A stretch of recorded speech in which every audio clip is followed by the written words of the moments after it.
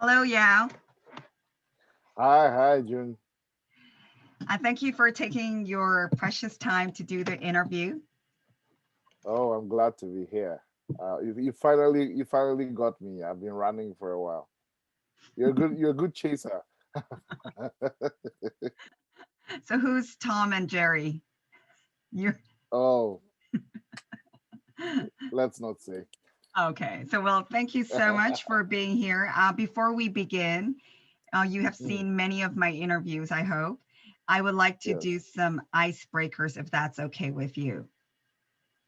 sure. Okay. Many of the other contestants or the interviewees had multiple Contestants. choices, but you don't get any multiple choices. Okay. Oh, wow. Yes. Hard life. Thank you. Okay. So the icebreakers today hmm are called What Would You Do? Okay. All right. So let's begin. Number one, you walk into a venue and you don't know anyone. What would you do? Talk to everyone. It's a blank page, right? And we'll fill the page. That's my personality. Wow. So how do you spark up a conversation?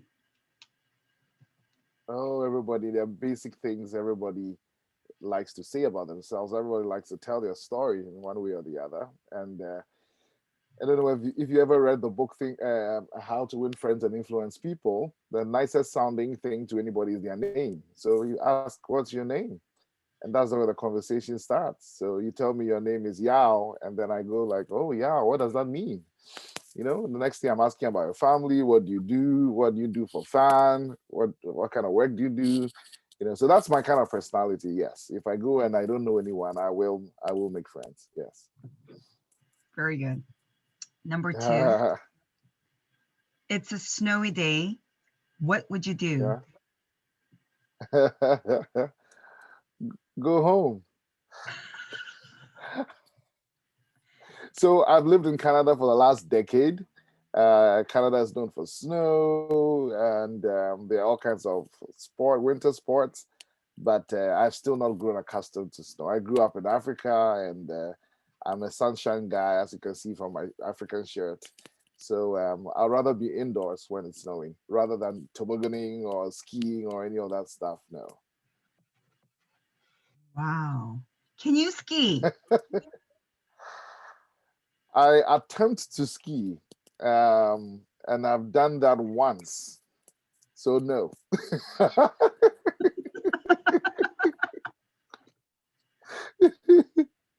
The first time I tried to ski, I felt like a little boy trying to walk, like for the first time, right? So I tried and then I'll fall. I'm like, I felt so stupid. I was like, but then it taught me a lesson, because I had been trying to teach some people, some I'm really into leadership development. So I'd been trying to teach some people some leadership principles, and I was like, don't you get it? I was kind of a bit hard on them, right? And then here I was learning how to ski, and it was like I was like totally fumbling, falling in the snow, trying to get to the skis off and try again. After about 4 hours, just when we're leaving, that's actually when I was beginning to get it. But it was a good lesson. I realized, wow, I'm trying to teach other people some skills they don't have, and I'm like, how silly of you! Just do it. Here I am not being able to do what 3-year-olds were doing, right? So it was a good life lesson. Yeah. Yeah, I had to go on mute because it was so funny. Yes. All right. Yeah. So like a 3-year-old could do, skiing very well as because maybe when you were three, maybe you could have done much better. Maybe it's hard to teach an old dog new trick, they say, but But skiing really taught you a lesson, so that's it good, did. right? Yeah, It did. life lesson. Okay, moving on. Mhm. Number Yeah. three, the price of a bag is way too expensive, Yeah. but you really like it and you really need it. What would you do? A bag. Honestly, I'll forget about it. Yeah. I'm not into bags, especially expensive bags. Um, the last time I was in Las Vegas with my wife, We went through, Caesar's Palace and all these places, all these hotels with all these expensive stuff. I couldn't believe it. Like, who will spend $10,000 in a bag? I'd rather use that money to train leaders in Africa and take care of orphans and stuff like that. So sorry, you'll have to keep your expensive bag, your Gucci bag or Louis Vuitton, whatever it is. I'm cheap. Yes, all right. Yes, fine. You have a luxurious heart. So that's good. I, okay, thank you. I appreciate that. Moving on, number 4. I knew I uh, had to ask you this because you're not a snow guy. So let's say it's a uh, very hot summer guy because you are this guy from Ghana and you yeah. haven't had, but you haven't had enough sleep. Oh, So you want to stay home and get some rest. yeah. However, your cubs or your children and Yeah. spouse want to Yeah. go out with you. What would you do? Huh. I will go out with them.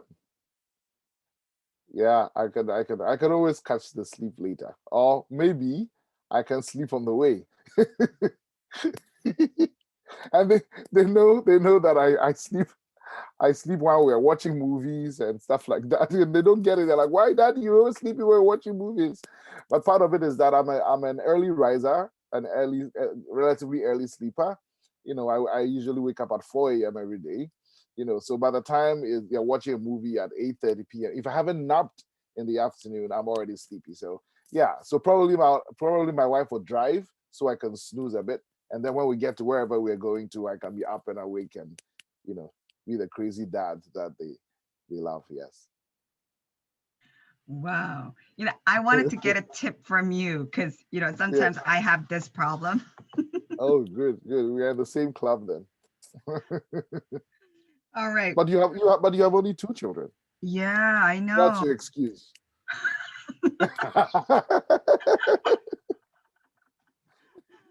Okay, my excuse, getting old. Yeah. Okay. Oh, come on. Okay. You look great, by the way. You always look great. I don't know how you Oh, manage it, but yeah. thank you. Thank you. When I grow up, I want to be like you. The best compliment. Okay. Last but not the least, Yeah. you are invited to a restaurant. Ooh, You are very hungry, ooh, but there is no food that you like on the menu. What would ooh. you do?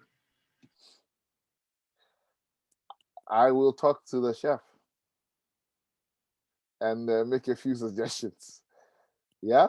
What's the worst that can happen? He can only say no. And if he says no, well, we'll make do with what they have. Probably they have soda or something I can drink, even if I can't eat. And almost every culture has a form of bread. So I probably would feast on some bread and soda. Too bad I can't have, the food on the menu that I can't take. But honestly, the first thing would be I'll talk to the chef and say, "Hey, chef, hi, back where I come from, we add some rice to this and that. Can you whip up a little something? And who knows, I might get something to eat more than bread and soda." Wow. So, yeah, I've noticed that your relationship with people that helps you with a lot of things in life. Oh, it does. It does. That's my kind of personality. I don't know whether you're familiar with the DISC. It's a personality assessment thing. I'm what is called a high D, high I, which are both extroverted, right? So I am doubly extroverted. Yes. All right. I hope you enjoyed the icebreakers. I had fun. I wasn't sure whether they were icebreakers or they were like heat generators. No, don't mind you. But it looks like you saved the hard questions for me, and you gave Yeka the easy ones, like tea or coffee. Like. But again, he's a choir conductor. He's a choir master, so that's fine. Yeah. All right. So, yeah, let's get into the main interview. Please Sure. tell us your name, where Hmm. you live, what you do, and anything you would like to share about yourself. Oh Floor is wow. yours. How much time do you have? No, don't mind me. Uh, well, so my name is Yao Perbi. Yao is my first name. It's a day name from Ghana. So it's in my tribe, my Akan tribe of Ghana. A boy born on Thursday is Yao. So you can call me Thursday, Man Thursday, not Man Friday, Man Thursday. And so I like to tell people every Thursday is my birthday. So, so yesterday was my birthday, and people go, "Oh, really?" I said, "Yeah, yesterday was Thursday." Right. If you remember, we were just talking about the UN, right? If you remember the immediate past UN Secretary General Kofi Annan, well, he passed away now. Kofi Annan was from Ghana, and he's from the same tribe. So Kofi is a boy born on Friday. So I'm Yao Thursday. Kofi is Friday. I was born in Ghana, 1978, to Randolph Perbi, who is management consultant, chartered accountant, and my mom Akusia uh, is a history professor at the University of Ghana. Yeah, so born into a middle class family. I'm the first of four children, two boys, two girls. We are boy, girl, girl, boy. So the boys kind of sandwich the girls, protecting them. Um, and what else did you want to know about me? Yeah, so grew up in Ghana, born and raised Ghana. Um, did Where had do you some live really. now? Where do you live now, Where and do I what live do you now? do? Yeah, what do Okay, you do? fantastic. All right. So I live in Montreal, Canada, or Montreal. Yeah, that Montreal is on the east coast of Canada, French city, very beautiful city, very cosmopolitan. And I've been here for the last 11 years. I can tell you the story how that happened, how I moved from Ghana to Canada, maybe later on in the interview. Um, but I live here with my wife, Anyele, my wife of almost 15 years. And we have seven children. Um, yes, age range from 13 to almost newborn, 1 month olds. Yes, and I serve as the president of International Student Ministries Canada, which is a Canadian charity very much into providing hospitality and friendship for international students, which you and I were once, with World Vision Youth Ambassadors and all that. But yeah, Canada has about 600,000 international students from all over the world. And so we provide hospitality, friendship, and we're a Christian mission, a faith-based mission. So we give opportunity for people to explore scripture, and we do a lot of leadership development because invariably these are the brightest and the best from around the world, and they go back to lead their countries, they go back to change their countries. And so we do a lot of leadership development as well. So we have about 90 staff from coast to coast in 23 cities, from Vancouver to Halifax, and I get to be the chief servant of this organization. I've been doing this for about 8 years. Yeah, prior to that, I was pastoring a Chinese church in Montreal. Yes, yes. I used to say that only God can call an African to pastor an English-speaking Chinese church in a French city in North America. Yes, but that has been my journey. Although I trained as a medical doctor, so if you want to know the full scoop, yeah, see me in Chambers. Oh, yeah. Yes, You have shared us with some interesting stories. We can find you in one of your blogs or your homepage, right? Could you tell sure, us? sure. Yeah. Yaopebi.com, www.yaopebi.com. You would find quite a number of my blogs and articles and stuff like that. Unfortunately, I didn't get on YouTube too. I only got on YouTube this year. Can you believe it? So I just started a channel and I'm doing these short videos. But if you Google me, you'll find me preaching at various churches and speaking in different places because I do a lot of speaking around the world. I think I've done about 45 countries speaking and teaching and stuff like that. But how I became a medical doctor I became a medical doctor after WVYA. 96, I was a World Vision ambassador, and then 97, I was invited to come back as staff.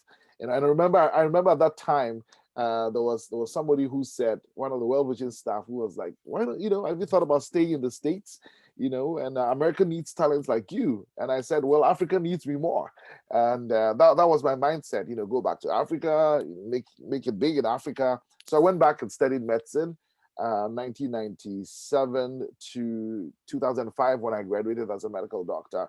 And so I was serving in Ghana. I served in Ghana with a military hospital for 2 years. And then I was asked to go to Cote d'Ivoire, Ivory Coast, which is the next country, to keep peace as a United Nations peacekeeper. Yes, because Cote d'Ivoire was in civil war, and the UN had troops there, and Ghana had the contingent there. So we had what is called a UN level 2 hospital in Boaké. Boaké is like the middle of Cote d'Ivoire, and that's where I was based. With my contingent, GANMED 5, we were called. And then a few weeks into the tour, I was traveling from Boaké, which is in the middle of the country, down south to the Atlantic coast, where the capital is Abidjan, where, almost a little past midway, we got into this horrific accident. To cut a long story short, there were 3 of us in the car, the other 2 died. And that was my turnaround, because I knew that a divine hand had intervened. I knew that God had spared me, and I felt he had spared me for a purpose beyond medicine. So that's when I said, Lord, I want to spend the rest of my life preaching the gospel and raising younger leaders. And so I did finish the tour, the 1 year with the UN, and came back to Ghana, resigned from medicine. My wife was studying in Canada at that time. I joined her. My wife is Ghanaian, but she was born in Canada. So she's been Canadian from birth. And we've been here as missionaries for the last 10, 11 years. Amazing story. Yeah, it's a God story. I couldn't have made it up. Yeah. Wow. All right. So moving on to my second question. Yeah, this might be a broad and could be personal. So if you don't want to answer, you can just pass. But what is the current main issue in your life, or the main issue for the past 10 years? And how are you dealing with it, or them? When you say issue, what exactly do you mean? What is your main focus, or what are what are your priorities in life right now? What's going on in your head or in your life? So yeah, and if we could help you, or if we could pray for you, or anything you want to share, or any concerns that you have, maybe you would like to share, and how you are dealing with that, because it seems like you have a lot of experience and a lot of wisdom. So maybe you could share one of your stories. Well, for the last, like I said, right after the accident that occurred, I said I wanted to spend the rest of my life preaching the gospel, because the world is in need of good news. I know that a lot of times there are Christians who have behaved in certain ways that have made people think, Christianity is a hate religion or whatever else people think. There are lots of misconceptions about Christianity, but it is good news. Who does not want good news? Who does not want to know that their sins are forgiven, that their weaknesses have been dealt with? And this is Easter weekend, right? That's what, for God so loved the world that he gave his one and only son. That whoever believes in him will not perish but have eternal life. It is good news, because the reality is, whether in my medical practice or working with the United Nations or whatever, the main problem, the main issue you asked with our world is a heart issue. It's not a hunger issue. You go back, it's a heart issue, because we have enough food in the world to feed everyone.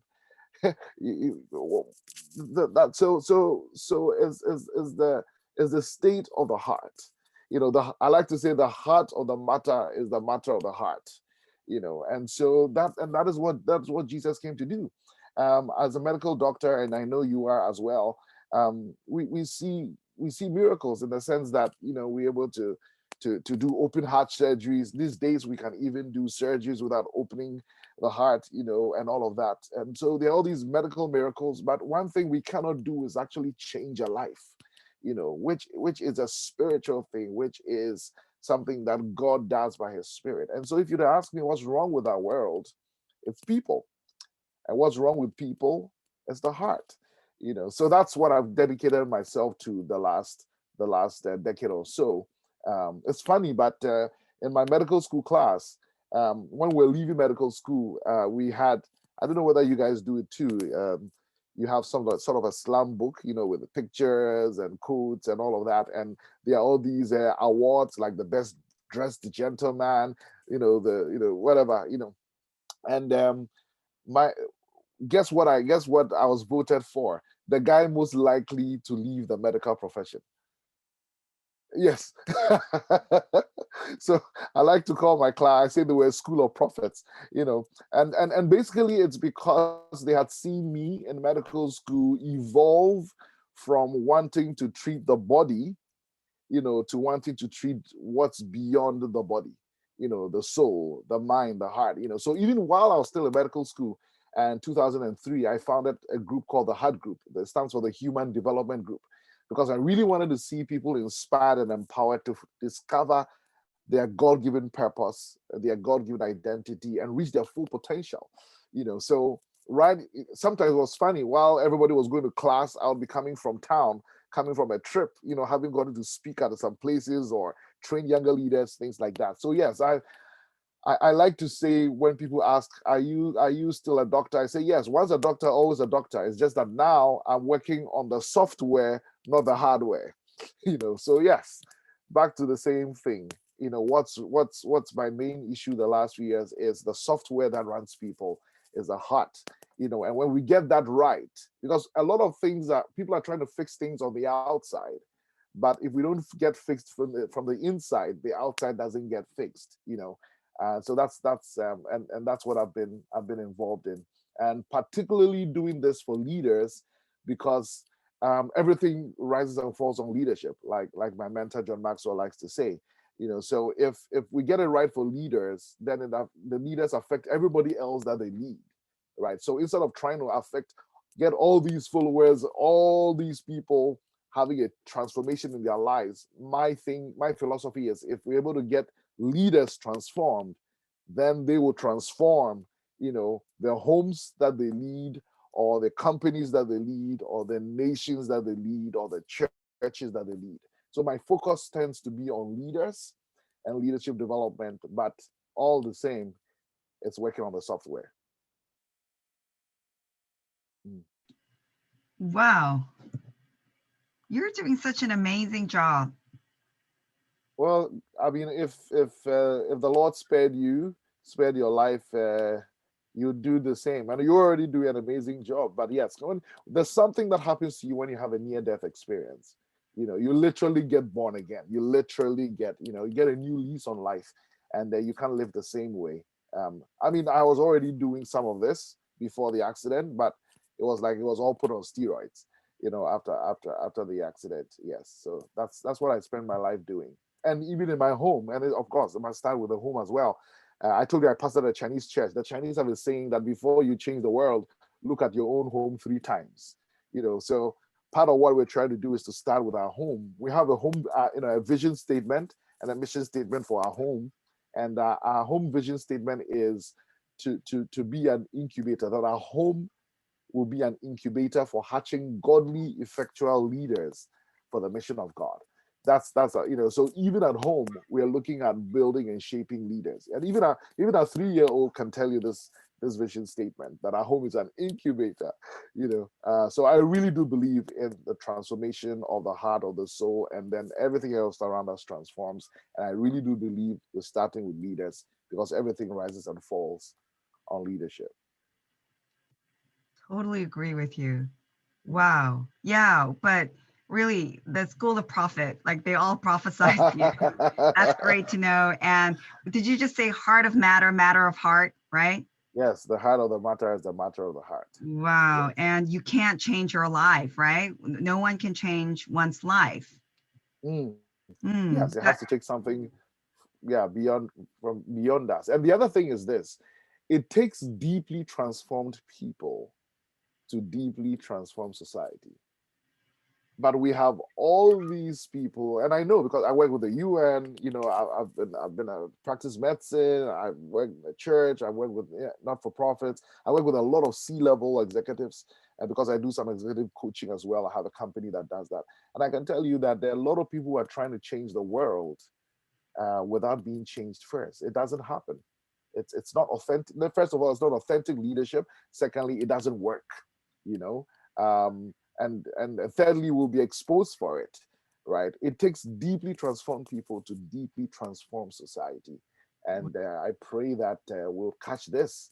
In our generation, and not just do the surface thing, especially with social media now. When with technology, you can look good, right? We can do the airbrush things and have a million followers, and yet our lives are really stinky and not, so we really do need, and that's why it takes a power beyond ourselves. Paul, in scripture, he was a scholar, right? He was a lawyer. He was not just a fool. He was a learned man. And yet he has a confession he makes. He said, "The good I want to do, I cannot do it. The evil that I don't want to do, that's what I keep doing." And then he says, "Oh, who will rescue me from this mess that I'm in?" And then his conclusion was, "Thanks be to God who gives us the victory through Christ." And I know a lot of big men and women who are struggling, with things in life that it will take a power from beyond us. We are not all that there is. There is a power from on high. There's a power beyond us. And I think it's a good time to mention that at Easter. Yes, the same power that raised Christ from the dead. If he indwells us, he enables us to live the way God will have us. And the way God will have us live is not just to please him, which is great, which is important, but it's actually the way that we live optimally, the best life that we can have. Wow. So impressive. And moving on, I want to connect your story to the World Vision Youth Ambassador Program, which you Mm, just mentioned mm, about how the deeply transformed people can transform the society. So, how did deeply this transform World society. Vision, sorry, Yes, deeply transform society. right, deeply transform society? Yes. The World Vision Youth Ambassador Program probably, Mm, can be related with what you just said. So, how did this yes. program affect you? Or is it affecting now? Oh, oh my goodness. In many ways. In many ways. Uh, Off the top of my head, let me see if I can give you at least three ways. Now, number one, um, I like to say that the World Vision Youth Ambassadors program expanded my heart, and my heart has never been able to shrink since. I mean, imagine a 17-year-old, 18-year-old having friends from 50 different countries, traveling the world. It's funny, I had always wanted to travel. I would always want to sit on a plane. I never got to sit on a plane till I was like 17, when I went on an exchange program to the US from my high school. And then the next year was World Vision Youth Ambassadors.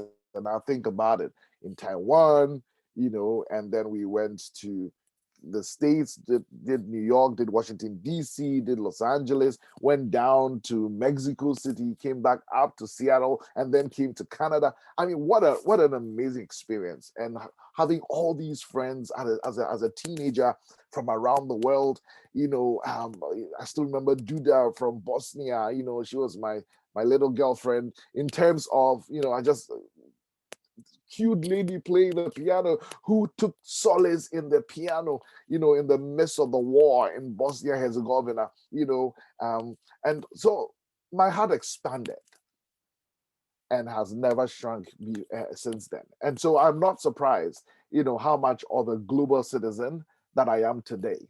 Like I told you, I pastored a Chinese church. For a lot of people, that's like, how does an African, a black person pastor a Chinese church? I live in a very cosmopolitan city. I still travel around the world and serve the world in many capacities, 45 countries or so. I'm one of there's something called the Lausanne movement, which Billy Graham started in 1974, to connect influencers and ideas for global mission. And I'm one of the Lausanne movement catalysts.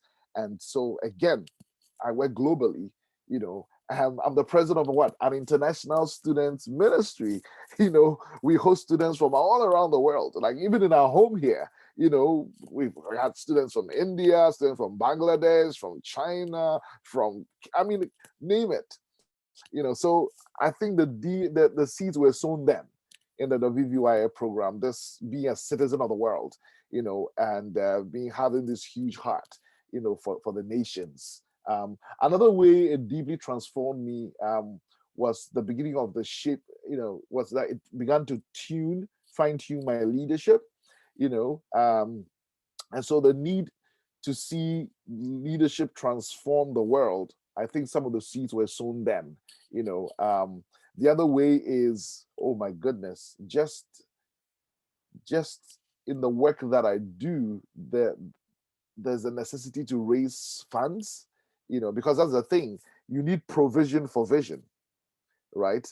And so any leader that wants to transform needs to be able to raise money to bring about the transformation. Otherwise, the project will die. And believe it or not, one of the best leaders that mentored me in that was Papa Chang. Imagine how much that program cost, even at that time, 25 years ago, probably $500,000 for every cohort, right? And this man knew how to raise money. He knew how to make friends and raise money. And he taught me something that I still use today in fundraising. Papa Chang said to me, he said, nobody is too poor to give, and nobody is too rich to receive. That has stayed with me and has been a fundraising philosophy that I've used, throughout my leadership development and executive career, raising money to do projects. Like you remember, I told you this organization has started in 2003. It's called the HUD Group, the Human Development Group. So basically, we do leadership development, and we're about 17, 18 years now, and we work in about 24 countries or so. And it takes a lot of money to raise and to run and all of that. But for Papa Chang, and he's not the only factor, but he's been a major factor, in what I am today. So those are at least three ways I can easily think about that the World Vision Youth Ambassador Program made a huge, huge difference in me. Again, related to the first point I mentioned about being a citizen of the world, just cross-cultural skills, cross-cultural competency, yeah, yeah. I'm very, very much indebted to World Vision Youth Ambassadors. Yes. Wow. Yeah, I'm just gonna call you Globiao from now on, because your everyday life, your past 10 years, the life after the program, it seems like you had the whole globe within you. So It's interesting. Yeah, I think I've seen a lot of convergence, of early life experiences into what I am and what I do today. Yes. yes. And I feel very confident that you would continue this through on. And also, it seems like you are being a very good global citizen of the YA program as well. So I'm so proud of you. So I want to Oh, well, congratulate you thank on you. that. And before we leave, Mm. how are you willing to contribute to the WVYA program in the future? Or you could share some ideas about how we should move on as the global peace ambassadors. Mm. Well, that's $1 million question, and I only want to preempt our meeting coming up soon. The next week or so, and we have kudos to the TOT, and the great job they are doing to rally all of us together. Um, I think that if Papa Chang thought the world was in trouble 20, 25 years ago and needed a group like WVYA, which we now call GPA, Global Peace Ambassadors, then the world is in even much more trouble now. I mean, look at the last year, and the things that the pandemic has exposed, right? You know, the need for justice, um, the need for using the resources in our world reasonably, the need for creation care, the need for truth. I mean, truth has been such a rare commodity. People are crying literally for authentic leadership. Why is there vaccine hesitancy, for example? Because people don't trust people. People don't trust leaders. Are leaders speaking the truth? Is there a secret agenda? Was the virus made? Was it created? So if the world needed WVYA 25 years ago, I think the world even needs it now. In fact, I would say that Papa Chang, being a visionary, was looking ahead. He probably saw this day, and WVYA, now GPA, is an idea whose time has come. And the thing with our group is this, that we are not just talking, cross-cultural awareness and world peace, etc. We're living it. And that's, I think, one of the best things we can show the world, a picture of who we are. Anybody can talk a good game.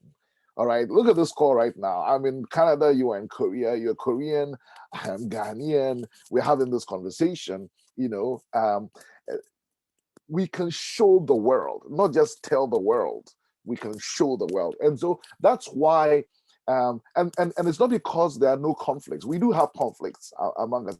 And conflict is part of life. So long as we are different, conflicts will happen. And I think we need to show the world even how we resolve our conflicts, because especially now that we've come back after 25 years, we are all different. Some people still have faith, some people have no faith anymore. Some people have one lifestyle, another has a different lifestyle, different philosophies, conservatives, liberals, whatever it is.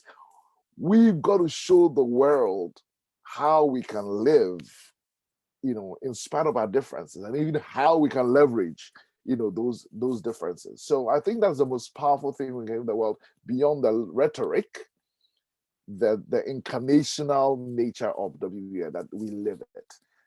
Having said that, I'm not sure we should, like I said, I don't want to preempt what's going to happen next week. I'm not sure we should be spinning off projects per se. I'm thinking that it may be good to look at what various youth ambassadors are doing and see whether we can come behind them, to enhance what they're doing, as GPA project. So for example, instead of starting another leadership development organization, can we say that, oh yeah, you're working in 25 countries, WVA, YAs are in 60 countries, can we expand this program? You get what I'm saying? Oh, Jung, you're doing this YouTube thing. Instead of starting another YouTube thing, how can we come behind you and enhance what you're doing?